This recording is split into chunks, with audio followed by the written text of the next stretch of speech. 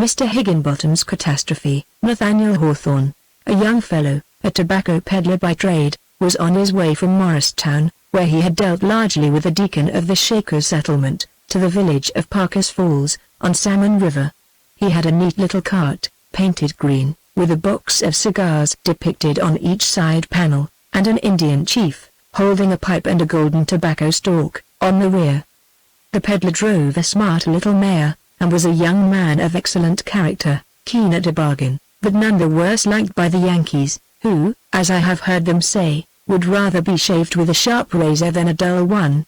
Especially was he beloved by the pretty girls along the Connecticut, whose favor he used to court by presents of the best smoking tobacco in his stock, knowing well that the country lasses of New England are generally great performers on pipes. Moreover, as will be seen in the course of my story, the peddler was inquisitive, and something of a tattler, always itching to hear the news and anxious to tell it again.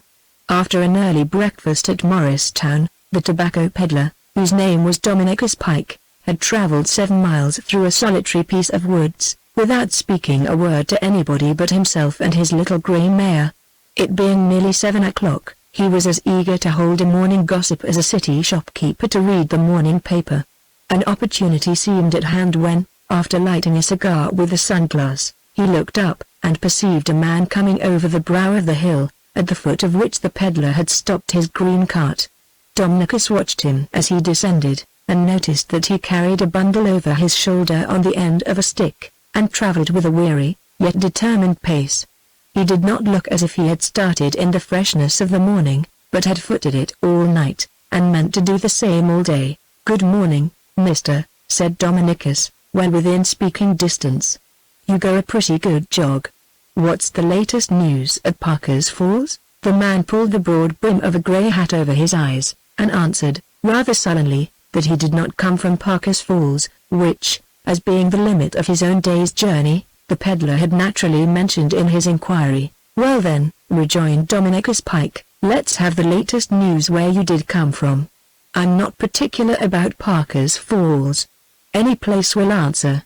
Being thus importuned, the traveller, who was as ill-looking a fellow as one would desire to meet in a solitary piece of woods, appeared to hesitate a little, as if he was either searching his memory for news, or weighing the expediency of telling it.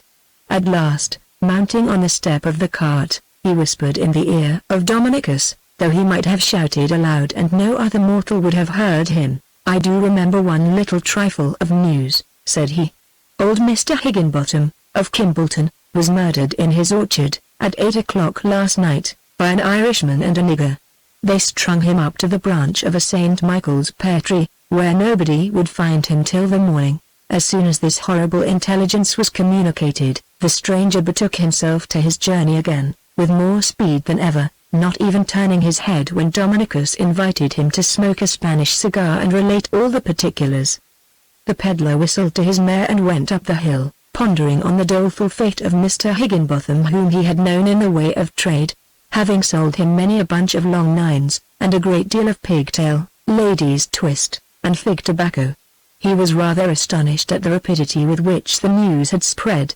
Kimbleton was nearly 60 miles distant in a straight line. The murder had been perpetrated only at 8 o'clock the preceding night, yet Dominicus had heard of it at 7 in the morning, when, in all probability, poor Mr. Higginbotham's own family had but just discovered his corpse, hanging on the St. Michael's pear tree.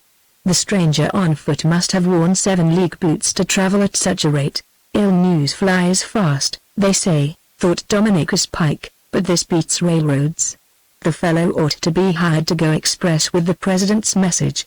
The difficulty was solved by supposing the narrator had made a mistake of one day in the date of the occurrence, so that our friend did not hesitate to introduce the story at every tavern and country store along the road, expending a whole bunch of Spanish wrappers among at least 20 horrified audiences.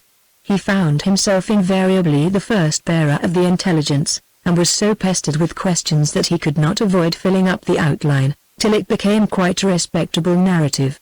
He met with one piece of corroborative evidence. Mr. Higginbotham was a trader, and a former clerk of his, to whom Dominicus related the facts, testified that the old gentleman was accustomed to return home through the orchard about nightfall, with the money and valuable papers of the store in his pocket. The clerk manifested but little grief at Mr. Higginbotham's catastrophe, hinting, what the peddler had discovered in his own dealings with him, that he was a crusty old fellow, as close as a vice. His property would descend to a pretty niece who was now keeping school in Kimbolton. What with telling the news for the public good, and driving bargains for his own, Dominicus was so much delayed on the road that he chose to put up at a tavern, about 5 miles short of Parker's Falls. After supper, lighting one of his prime cigars, he seated himself in the barroom, and went through the story of the murder, which had grown so fast that it took him half an hour to tell. There were as many as 20 people in the room, 19 of whom received it all for gospel. But the 20th was an elderly farmer, who had arrived on horseback a short time before, and was now seated in a corner smoking his pipe. When the story was concluded, he rose up very deliberately, brought his chair right in front of Dominicus, and stared him full in the face, puffing out the vilest tobacco smoke the peddler had ever smelt. "Will you make affidavit?" demanded he, in the tone of a country justice taking an examination, "that old Squire Higginbotham of Kimbolton was murdered in his orchard the night before last, and found hanging on his great bear tree yesterday morning?" "I tell the story as I heard it, mister," answered Dominicus, dropping his half-burnt cigar. "I don't say that I saw the thing done. So I can't take my oath that he was murdered exactly in that way.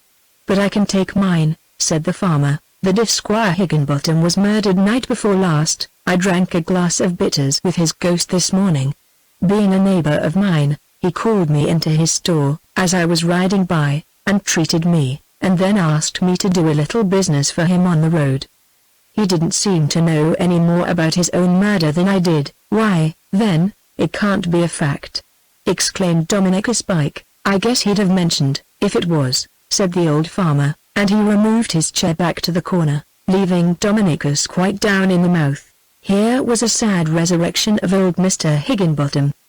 The peddler had no heart to mingle in the conversation any more, but comforted himself with a glass of gin and water, and went to bed where, all night long, he dreamed of hanging on the St. Michael's pear tree.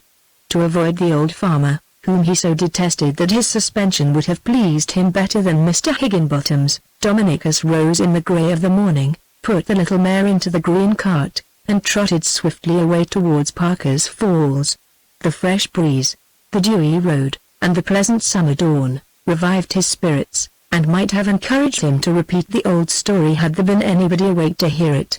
But he met neither ox team, light wagon chaise, horseman, nor foot traveller, till, just as he crossed Salmon River, a man came trudging down to the bridge with a bundle over his shoulder, on the end of a stick. "Good morning, mister," said the peddler, reining in his mare. "If you come from Kimbolton or that neighborhood, maybe you can tell me the real fact about this affair of old Mr. Higginbotham. Was the old fellow actually murdered 2 or 3 nights ago, by an Irishman and a nigger?" Dominicus had spoken in too great a hurry to observe, at first, that the stranger himself had a deep tinge of negro blood. On hearing this sudden question, the Ethiopian appeared to change his skin, its yellow hue becoming a ghastly white, while, shaking and stammering, he thus replied, "No. No. There was no colored man. It was an Irishman that hanged him last night, at 8 o'clock. I came away at 7. His folks can't have looked for him in the orchard yet." Scarcely had the yellow man spoken, when he interrupted himself, and though he seemed weary enough before, continued his journey at a pace which would have kept the peddler's mare on a smart trot. Dominicus stared after him in great perplexity. If the murder had not been committed till Tuesday night, who was the prophet that had foretold it, in all its circumstances, on Tuesday morning? If Mr. Higginbotham's corpse were not yet discovered by his own family, how came the mulatto, at above 30 miles distance, to know that he was hanging in the orchard, especially as he had left Kimbolton before the unfortunate man was hanged at all? These ambiguous circumstances, with the stranger's surprise and terror, made Dominicus think of raising a hue and cry after him, as an accomplice in the murder, since a murder, it seemed, had really been perpetrated. But let the poor devil go, thought the peddler. I don't want his black blood on my head, and hanging the nigger wouldn't unhang Mr. Higginbotham. Unhang the old gentleman, it's a sin, I know, but I should hate to have him come to life a second time, and give me the lie. With these meditations, Dominicus Pike drove into the street of Parker's Falls, which, as everybody knows, is as thriving a village as 3 cotton factories and a slitting mill can make it. The machinery was not in motion, and but a few of the shop doors unbarred, when he alighted in the stable yard of the tavern, and made it his first business to order the mare 4 quarts of oats. His second duty, of course, was to impart Mr. Higginbotham's Catastrophe to the ostler. He deemed it advisable, however, not to be too positive as to the date of the direful fact, and also to be uncertain whether it were perpetrated by an Irishman and a mulatto, or by the son of Veron alone. Neither did he profess to relate it on his own authority, or that of any one person, but mentioned it as a report generally diffused. The story ran through the town like fire among girdled trees, and became so much the universal talk that nobody could tell whence it had originated. Mr. Higginbotham was as well known at Parker's Falls as any citizen of the place, being part owner of the slitting mill, and a considerable stockholder in the cotton factories. The inhabitants felt their own prosperity interested in his fate. Such was the excitement, that the Parker's Falls Gazette anticipated its regular day of publication, and came out with half a form of blank paper and a column of double pica emphasized with capitals, and headed "Horrid Murder of Mr. Higginbotham." Among other dreadful details, the printed account described the mark of the cord round the dead man's neck, and stated the number of $1,000 of which he had been robbed. There was much pathos also about the affliction of his niece, who had gone from one fainting fit to another, ever since her uncle was found hanging on the St. Michael's pear tree with his pockets inside out. The village poet likewise commemorated the young lady's grief in 17 stanzas of a ballad. The selectmen held a meeting, and, in consideration of Mr. Higginbotham's claims on the town, determined to issue handbills, offering a reward of $500 for the apprehension of his murderers, and the recovery of the stolen property. Meanwhile the whole population of Parker's Falls, consisting of shopkeepers, mistresses of boarding houses, factory girls, millmen, and schoolboys, rushed into the street and kept up such a terrible loquacity as more than compensated for the silence of the cotton machines, which refrained from their usual din out of respect to the deceased. Had Mr. Higginbotham cared about posthumous renown, his untimely ghost would have exulted in this tumult. Our friend Dominicus, in his vanity of heart, forgot his intended precautions, and mounting on the town pump, announced himself as the bearer of the authentic intelligence which had caused so wonderful a sensation. He immediately became the great man of the moment, and had just begun a new edition of the narrative, with a voice like a field preacher, when the mail stage drove into the village street. It had travelled all night, and must have shifted horses at Kimbleton, at 3 in the morning. "Now we shall hear all the particulars," shouted the crowd. The coach rumbled up to the piazza of the tavern, followed by 1,000 people, for if any man had been minding his own business till then, he now left it at 6s and 7s, to hear the news. The peddler, foremost in the race, discovered 2 passengers, both of whom had been startled from a comfortable nap to find themselves in the center of a mob. Every man assailing them with separate questions, all propounded at once. The couple were struck speechless, though one was a lawyer and the other a young lady. "Mr. Higginbotham! Mr. Higginbotham! Tell us the particulars about old Mr. Higginbotham!" bawled the mob. "What is the coroner's verdict? Are the murderers apprehended? Is Mr. Higginbotham's niece come out of her fainting fits? Mr. Higginbotham! Mr. Higginbotham!" The coachman said not a word, except to swear awfully at the ostler for not bringing him a fresh team of horses. The lawyer inside had generally his wits about him even when asleep. The first thing he did, after learning the cause of the excitement, was to produce a large, red pocket-book. Meantime Dominicus Pike, being an extremely polite young man, and also suspecting that a female tongue would tell the story as glibly as a lawyer's, had handed the lady out of the coach. She was a fine, smart girl, now wide awake and bright as a button, and had such a sweet pretty mouth, that Dominicus would almost as lief have heard a love tale from it as a tale of murder. "Gentlemen and ladies," said the lawyer to the shopkeepers, the millmen, and the factory girls, "I can assure you that some unaccountable mistake, or, more probably, a wilful falsehood, maliciously contrived to injure Mr. Higginbotham's credit, has excited this singular uproar. We passed through Kimbleton at 3 o'clock this morning, and most certainly should have been informed of the murder had any been perpetrated. But I have proof nearly as strong as Mr. Higginbotham's own oral testimony, in the negative. Here is a note relating to a suit of his in the Connecticut courts, which was delivered me from that gentleman himself. I find it dated at 10 o'clock last evening. So saying, the lawyer exhibited the date and signature of the note, which irrefragably proved, either that this perverse Mr. Higginbotham was alive when he wrote it, or as some deemed the more probable case, of two doubtful ones, that he was so absorbed in worldly business as to continue to transact it even after his death. But unexpected evidence was forthcoming.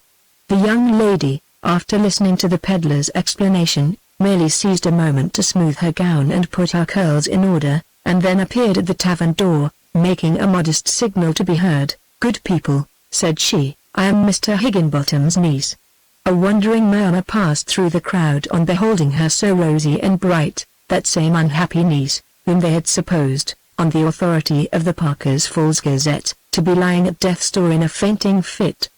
But some shrewd fellows had doubted, all along, whether a young lady would be quite so desperate at the hanging of a rich old uncle. "You see," continued Miss Higginbotham, with a smile, "that this strange story is quite unfounded as to myself, and I believe I may affirm it to be equally so in regard to my dear Uncle Higginbotham. He has the kindness to give me a home in his house, though I contribute to my own support by teaching a school. I left Kimballton this morning to spend the vacation of commencement week with a friend, about 5 miles from Parker's Falls. My generous uncle, when he heard me on the stairs, called me to his bedside, and gave me $2.50 to pay my stage fare, and another $1 for my extra expenses. He then laid his pocketbook under his pillow, shook hands with me, and advised me to take some biscuit in my bag, instead of breakfasting on the road. I feel confident, therefore, that I left my beloved relative alive, and trust that I shall find him so on my return." The young lady courtesied at the close of her speech, which was so sensible and well worded, and delivered with such grace and propriety, that everybody thought her fit to be preceptress of the best academy in the state. But a stranger would have supposed that Mr. Higginbotham was an object of abhorrence at Parker's Falls, and that a thanksgiving had been proclaimed for his murder, so excessive was the wrath of the inhabitants on learning their mistake. The millman resolved to bestow public honors on Dominicus Pike, only hesitating whether to tar and feather him, ride him on a rail, or refresh him with an ablution at the town pump, on the top of which he had declared himself the bearer of the news. The selectman, by advice of the lawyer, spoke of prosecuting him for a misdemeanor, in circulating unfounded reports, to the great disturbance of the peace of the Commonwealth. Nothing saved Dominicus, either from mob law or a court of justice, but an eloquent appeal made by the young lady in his behalf. Addressing a few words of heartfelt gratitude to his benefactress, he mounted the green cart and rode out of town, under a discharge of artillery from the schoolboys, who found plenty of ammunition in the neighboring clay pits and mud holes. As he turned his head to exchange a farewell glance with Mr. Higginbotham's niece, a ball, of the consistence of hasty pudding, hit him slap in the mouth, giving him a most grim aspect. His whole person was so bespattered with the like filthy missiles, that he had almost a mind to ride back, and supplicate for the threatened ablution at the town pump, for, though not meant in kindness, it would now have been a deed of charity. However, the sun shone bright on poor Dominicus, and the mud, an emblem of all stains of undeserved opprobrium, was easily brushed off when dry. Being a funny rogue, his heart soon cheered up, nor could he refrain from a hearty laugh at the uproar which his story had excited. The handbills of the selectmen would cause the commitment of all the vagabonds in the state. The paragraph in the Parker's Falls Gazette would be reprinted from Maine to Florida, and perhaps form an item in the London newspapers, and many a miser would tremble for his money bags and life, on learning the catastrophe of Mr. Higginbotham. The peddler meditated with much fervor on the charms of the young schoolmistress, and swore that Daniel Webster never spoke nor looked so like an angel as Miss Higginbotham, while defending him from the wrathful populace at Parker's Falls. Dominicus was now on the Kimballton Turnpike, having all along determined to visit that place, though business had drawn him out of the most direct road from Morristown. As he approached the scene of the supposed murder, he continued to revolve the circumstances in his mind, and was astonished at the aspect which the whole case assumed. Had nothing occurred to corroborate the story of the first traveler, it might now have been considered as a hoax, but the yellow man was evidently acquainted either with the report or the fact, and there was a mystery in his dismayed and guilty look on being abruptly questioned.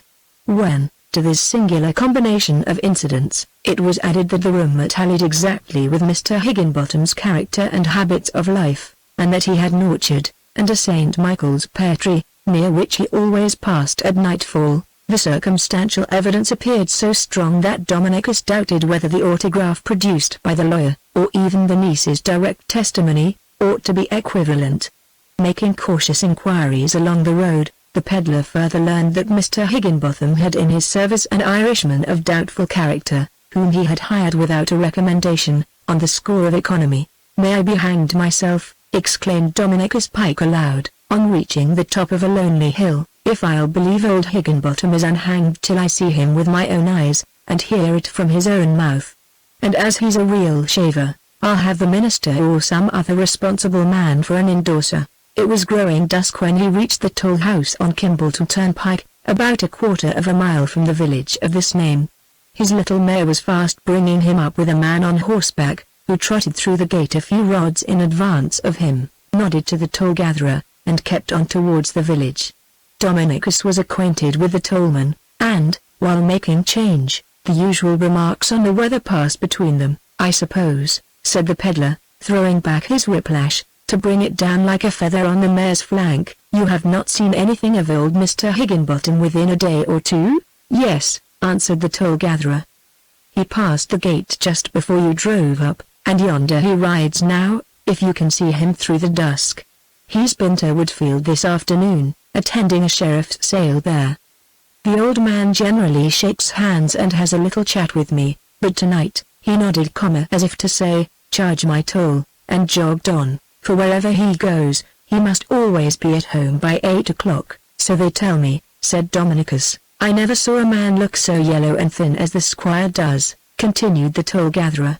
"Says I to myself, tonight, he's more like a ghost or an old mummy than good flesh and blood." The peddler strained his eyes through the twilight, and could just discern the horseman now far ahead on the village road. He seemed to recognize the rear of Mr. Higginbotham, but through the evening shadows, and amid the dust from the horse's feet, the figure appeared dim and unsubstantial, as if the shape of the mysterious old man were faintly molded of darkness and grey light. Dominicus shivered. "Mr. Higginbotham has come back from the other world, by way of the Kimbleton Turnpike," thought he. He shook the reins and rode forward, keeping about the same distance in the rear of the grey old shadow, till the latter was concealed by a bend of the road. On reaching this point, the peddler no longer saw the man on horseback, but found himself at the head of the village street, not far from a number of stores and 2 taverns, clustered round the meeting-house steeple. On his left were a stone wall and a gate, the boundary of a woodlet, beyond which lay an orchard, farther still, a mowing field, and last of all, a house. These were the premises of Mr. Higginbotham, whose dwelling stood beside the old highway, but had been left in the background by the Kimbleton Turnpike. Dominicus knew the place, and the little mare stopped short by instinct, for he was not conscious of tightening the reins.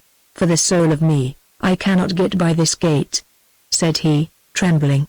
"I never shall be my own man again, till I see whether Mr. Higginbotham is hanging on the St. Michael's pear tree." He leapt from the cart, gave the rein a turn round the gate post, and ran along the green path of the wood lot as if old Nick were chasing behind. Just then the village clock tolled 8, and as each deep stroke fell, Dominicus gave a fresh bound and flew faster than before, till, dim in the solitary centre of the orchard, he saw the fated pear tree. One great branch stretched from the old contorted trunk across the path, and threw the darkest shadow on that one spot. But something seemed to struggle beneath the branch. The peddler had never pretended to more courage than befits a man of peaceful occupation, nor could he account for his valor on this awful emergency.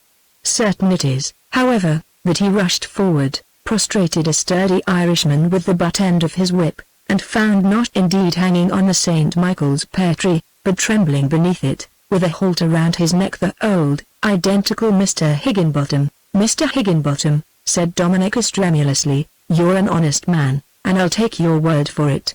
Have you been hanged or not? If the riddle be not already guessed, a few words will explain the simple machinery by which this coming event was made to cast its shadow before. 3 men had plotted the robbery and murder of Mr. Higginbotham. 2 of them, successively, lost courage and fled, each delaying the crime one night by their disappearance. The third was in the act of perpetration, when a champion, blindly obeying the call of fate, like the heroes of old romance, appeared in the person of Dominicus Pike. It only remains to say, that Mr. Higginbotham took the peddler into high favor, sanctioned his addresses to the pretty schoolmistress, and settled his whole property on their children, allowing themselves the interest. In due time, the old gentleman capped the climax of his favors, by dying a Christian death, in bed, since which melancholy event Dominicus Pike has removed from Kimbleton, and established a large tobacco manufactory in my native village.